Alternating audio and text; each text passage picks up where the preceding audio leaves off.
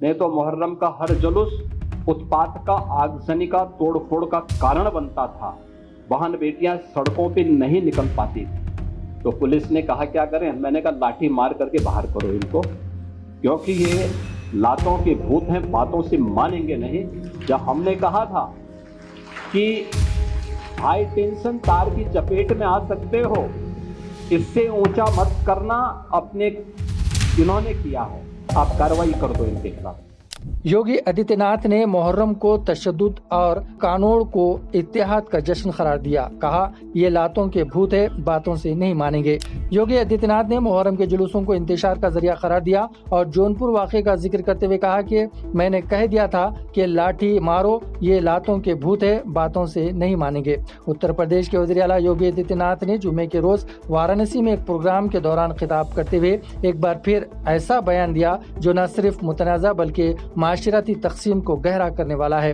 उन्होंने मुहर्रम के जुलूसों को तशद्दुद, तोड़फोड़ और आगजनी से ताबीर किया, जबकि कानून यात्रा को इत्तेहाद का जश्न करार दिया।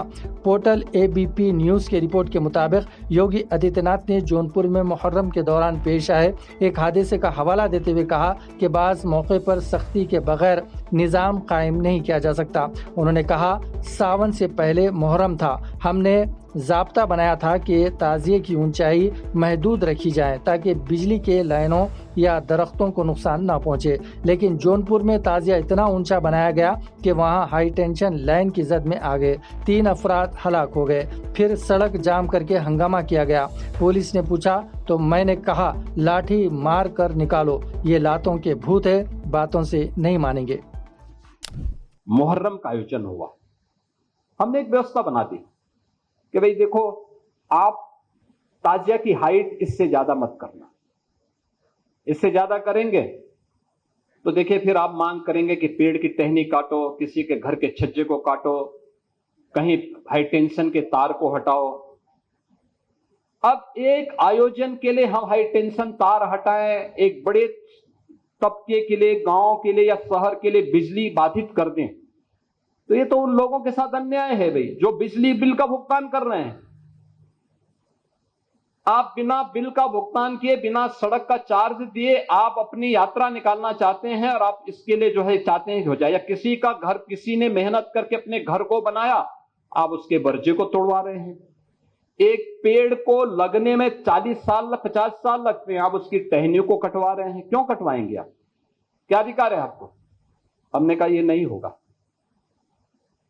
जौनपुर में जबरदस्ती उन्होंने बड़ा ताजिया उठाया और हुआ क्या, वो हाई टेंशन की चपेट में आया, 3 लोग मर गए।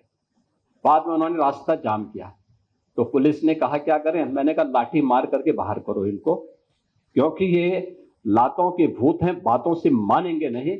जब हमने कहा था कि हाई टेंशन तार की चपेट में आ सकते हो, इससे ऊंचा मत करना, अपने इन्होंने किया है, आप कार्रवाई कर दो इनके खिलाफ। उत्तर प्रदेश में तो हम लोगों ने व्यवस्था भी बनाई हुई है कि वे अस्त्र शस्त्र से आप प्रदर्शन नहीं करेंगे, नहीं तो मुहर्रम का हर जुलूस उत्पात का, आगजनी का, तोड़फोड़ का कारण बनता था। बहन बेटियां सड़कों पे नहीं निकल पाती थी, कोई उस समय नहीं बोलता था। लेकिन दूसरी तरफ आपने इस बात को देखा होगा, कावड़ यात्रा चल रही है, समाज का सबसे यानी श्रमिक वर्ग से लेकर के उच्च वर्ग तक हर व्यक्ति इस अभियान के साथ जुड़ा हुआ, एकता का अद्भुत संगम, कोई भेदभाव नहीं, न जाति का भेद है, न क्षेत्र का भेद है, न वर्ग का भेद है, न मत का भेद है, न संप्रदाय का भेद है। हर हर बम बम बोलते हुए जाते हैं, 300-400 किलोमीटर पैदल जाते हैं, फिर वहां से जल लेकर के कावड़ को कंधे में रख करके फिर उसी प्रकार से उसी भक्ति भाव के साथ चलते हैं।